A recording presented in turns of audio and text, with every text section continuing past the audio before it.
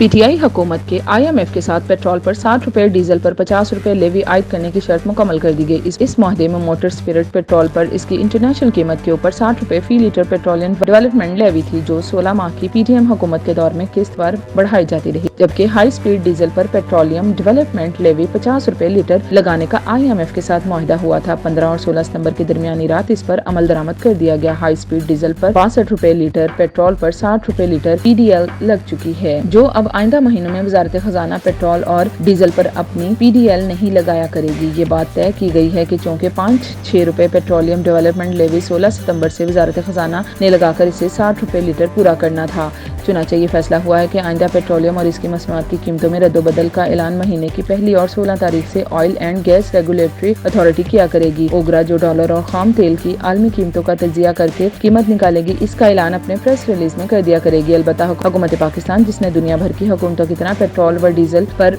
VAT general sales tax लगा रखा है, लेकिन पाकिस्तान की हुकूमत ने PTI गवर्नमेंट के IMF के साथ तहरीरी मुआहदे पर अमल मुकम्मल करने के लिए 60 रुपए और 62 रुपए पेट्रोलियम डेवलपमेंट लेवी मुकम्मल कर ली है। आइंदा हुकूमत पाकिस्तान को मुस्तहकम बनाने के लिए जरूरत महसूस हुई तो वो लेवी पेट्रोलियम मसनूआत पर आयद नहीं करेगी, बल्कि ज्यादा से ज्यादा 25% जनरल सेल्स टैक्स का कुछ हिस्सा शिफ्ट कर सकेगी।